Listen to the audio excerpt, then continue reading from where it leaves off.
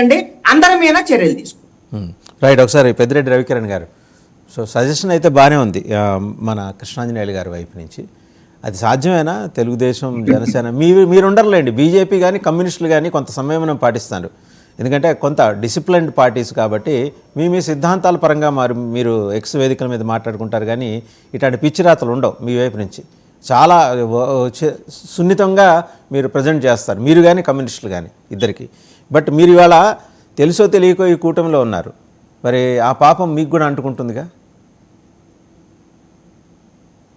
వాసుదేవన్ గారు, ముందుగా మీకు ప్యానలిస్టులకి 9 టీవీ వీక్షకులందరికీ శుభోదయం అండి. ఇప్పుడు ప్రభుత్వం తీసుకున్నటువంటి చర్యలు ఒకసారి మనం చూస్తే, గతంలో అంటే మన డిబేట్లు మన యూట్యూబ్లో మనం పెట్టినప్పుడు కింద కామెంట్స్ లో గతంలో విపరీతమైన బూతులు ఉండే. ఇప్పుడు ఎవరన్నా సరే మనం చెప్పినటువంటి విశ్లేషణ పార్టీ పరంగా నచ్చకపోతే నచ్చలేదు, బాగోలేదు చెప్పడం తప్పలేదు.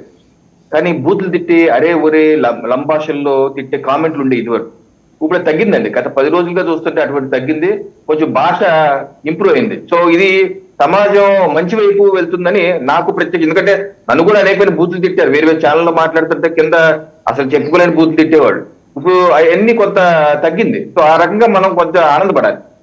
అయితే నిన్న ఒక ఆసక్తికర పరిణామం ఏంటంటే, తాడేపల్లి ప్యాలెస్ లో జగన్మోహన్ రెడ్డి గారు చేసిన వ్యాఖ్యలు, అక్కడ కూతవేడి దూరంలో ఉన్నటువంటి హైకోర్టులో ప్రధాన న్యాయమూర్తి chief justice justice Dheeraj Singh Thakur గారు చేసినటువంటి వ్యాఖ్యలు, ఈ రెండు ఆసక్తికరమైన వ్యాఖ్యలు. ఒకటి, జగన్మోహన్ రెడ్డి గారు ఏమంటారు, మా వాళ్ళంతా అమాయకులు, చిన్నపిల్లలు, వాళ్ళ మీద అనవసరం చేస్తున్నారు, రేపు నుంచి నేను కూడా అటువంటి పెడతాను, దమ్ముంటే అరెస్ట్ చేయండి అంటున్నారు. ఇక్కడ ధీరజ్ సింగ్ ఠాకూర్ గారు, జస్టిస్ రవి చివలపాటి గారి ధర్మాసనం ఏమంటుంది, తప్పనిసరిగా అరెస్ట్ చేస్తాం, మీరు బూతులు దుర్భాషలు మాట్లాడితే అరెస్ట్ చేయకుండా ఎందుకు ఉంటుందో, చట్టం తన పని చేసుకోకపోతే ఏ రకంగా బ్లాంకెట్ గా ఆర్డర్స్ ఇస్తాము, మేము కూడా బాధ్యతలు, దాన్ని మమ్మల్ని కూడా తిట్టున్నారు, ఎందుకు ఊరుకోవాలి, మీకేమన్నా ఇబ్బంది ఉంటే రండి మా దగ్గరికి, స్పెసిఫిక్ కేసు తీసుకురండి, క్వాష్ పిటిషన్ వేయండి, లేకపోతే వేరే ప్రయోగిస్తారండి. అంతేగాని ప్రజా ప్రయోజనాలు అంటూ ఏదేం ప్రయోజనాలు అని చెప్పేసి వాళ్ళ పార్టీ నాయకుడే, పాపం పెద్ద వ్యక్తి, పెద్ద మనిషే, పోల విజయబాబు గారు, సీనియర్ పాత్రికేయులు, దశాబ్ద కాలంగా అనేక పత్రికల్లో పెద్ద పొజిషన్లో పనిచేసిన వ్యక్తే, అనేక రచనలు చేసిన వ్యక్తే, గతంలో బీజేపీలో ఉన్నారు, జనసేనలో ఉన్నారు, ఇప్పుడు వైసీపీలో ఉన్నారు, మా పార్టీలో ఉన్నప్పుడు బాగానే ఉన్నారు, వైసీపీలోకి వెళ్ళినట్టు మాత్రం ఏమైపోయిందని పాపం ఆయన ప్రభుత్వంలో, వైసీపీ ప్రభుత్వంలో ఆంధ్రప్రదేశ్ రాష్ట్ర అధికార భాషా సంఘానికి అధ్యక్షుడిగా చేశారు. భాషా సంఘానికి అధ్యక్షుడు చేసిన వ్యక్తి, వారి సదర కార్యకర్తలు భాష బేషుగ్గా ఉందని, అద్భుతంగా ఉందని, అటువంటి భాషా పండితులందరినీ అరెస్ట్ చేస్తున్నారని చెప్పి ఆయన బాధపడిపోతూ హైకోర్టుకు వెళ్ళారు. పాపం ఆయన పరిస్థితి ఏంటో నాకు అర్థం కావట్లేదు. నేను వారిని అడుగుతున్నాను మీ ఛానల్ ద్వారా, అయ్యా మీరు అనేక రచనలు, అనేక పాత్రికలు చేశారు కదా, సంపాదకీయాలు రాశారు కదా, ఎప్పుడన్నా సరే ఆ భాషా కోవిదులు మాట్లాడిన భాష మీరు ఎప్పుడు ఉపయోగించారా? ఉపయోగిస్తే మీరు ఆ స్థాయికి రారు కదా. మీరు ఉపయోగించినటువంటి భాష, మీరు భాషని మీ కార్యకర్తలకి అధికార భాషా సంఘం అధ్యక్షుడు వాళ్ళు నేర్పించారా ఏంటి? మీరు కూడా నేర్పించి ఉండరు అటువంటి.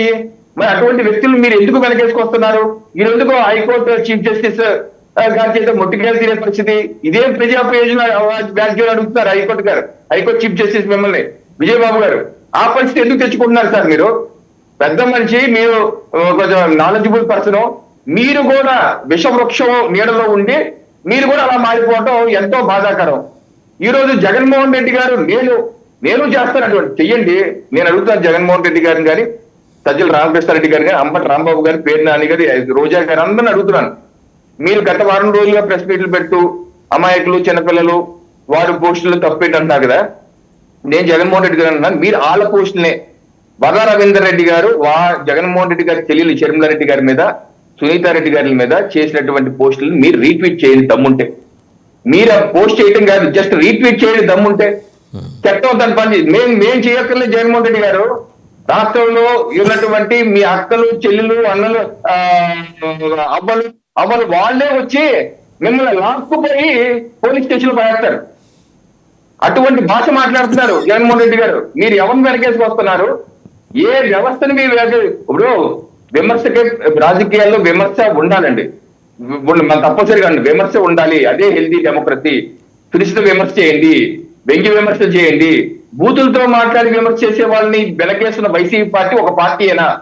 వ్యవస్థీకృతంగా సజ్జల భార్గవ రెడ్డి గారి ద్వారా, మీ ద్వారా సజ్జల భార్గవ రెడ్డి గారు వ్యవస్థీకృతంగా బూతుల సంస్కృతి, అశ్లీలాన్ని, మార్ఫింగ్ ఫోటోలు ప్రచారం చేస్తున్న ఈ రాజకీయ పార్టీని ప్రజాక్షేత్రం నుంచి, ప్రజాస్వామ్య వ్యవస్థ నుంచి బహిష్కరించాలి.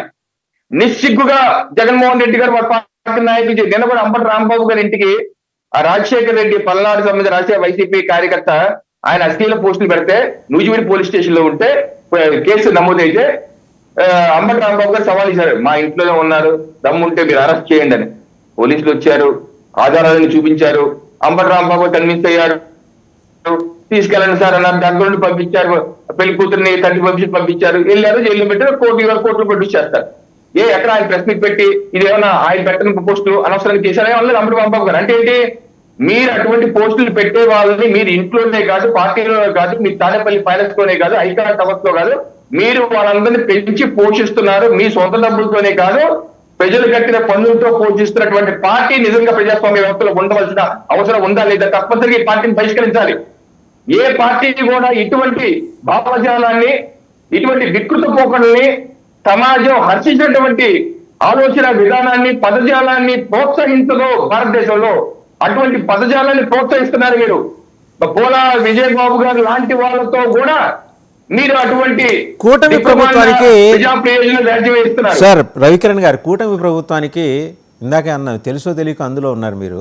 ఒక ప్రశ్న అండి, ఎన్నాళ్ళు మీరు సోషల్ మీడియా కేసులతోటి జనాల ముందు ఇలాగా పాతాళ భైరవలో యశ్వరంగారావు గారు లాగా మాయ చేసేస్తారు? వేరే ఇష్యూస్ ఏం లేవా మీకు? లెట్ దెమ్ వాళ్ళు చేసుకొనియండి, చట్టం దాని పని చేసుకొనియండి. సార్ మీరు డిబేట్ పెట్టిన టాపిక్ బట్టి మేము మాట్లాడతాం. మీరు ఏ టాపిక్ పెడితే, నేను మొన్న డిబేట్ లో మీరు బడ్జెట్ గురించి అడిగారు, కాంగ్రెస్ డాక్టర్ ఆయన వచ్చారు, గారు ఆయనతో మాట్లాడించారు, నేను సమాధానం, తులసిరెడ్డి గారు ఆయన మాట్లాడారు, నేను సమాధానం ఇచ్చారు. మీరు ఎందుకు డిబేట్లు పెడుతున్నారు ఈ టాపిక్ లో? మీకు అంటే ప్రజలు అది కావాలని కోరుకున్నా మీరు పెడతారు, లేకపోతే మీరు ఎందుకు పెడతారు? మీరు పెట్టే డిబేట్లు బట్టి మేము మాట్లాడతాం, అంతకని మాకే ఒకవేళ మీ వైపు నుంచి ఒక ప్రశ్న అనేది, ఆ రెండింటితోటి మీకు సంబంధం లేదండి, ఆ రెండు పార్టీలతోటి మీరు ఎప్పుడు ఇట్లాంటి, మీరంటే బీజేపీగా అసలు మీ పార్టీలో ఎవరు ఇట్లాంటి ట్వీట్లు చేయరు, ఇట్లాంటి వ్యవహారాలకు జోలికి వెళ్ళరు. జాతీయ పార్టీగా ఉన్న బీజేపీలో ఇలాంటివి అంగీకరించదు కూడా. కానీ మీరు క్వశ్చన్ చేయాలి కదా. నేను అడుగుతున్నది ఏంటంటే, డిబేట్ల సంగతి పక్కన పెట్టండి, ప్రభుత్వాన్ని అయితే మీరు ప్రశ్నించాలి కదా. మనం డెవలప్మెంట్ మీద కూడా మాట్లాడుకుందాం, కేవలం ఇవే కాదు అనే పద్ధతిలో మీరు అడగాలి కదా అంటున్నా నేను. అంతకుమించి ఇంకేం కాదు రవికిరణ్ గారు. నేను అనేది నిన్న అసెంబ్లీలో చర్చ సోషల్ మీడియా పోస్టుల మీద జరగలేదు కదా. బడ్జెట్ మీద చర్చ చేశారు కదా. 0 అవర్ లో ఎమ్మెల్యేలు వాళ్ళ నియోజకవర్గంలో సమస్యల మీద మాట్లాడారు, అంతేకాని సోషల్ మీడియా సమస్యల మీద ఏం మాట్లాడలేదు. విష్ణు కుమార్ రాజు గారిని చూడండి, లేకపోతే వేరే మన కోన రవికుమార్ గారి గురించి చూడండి, ఏం మాట్లాడారండి? వాళ్ళు ఏమన్నా ఓహో సూరో ఏనాలి, వాళ్ళ నియోజకవర్గంలో ఉన్న సమస్యల అభివృద్ధి.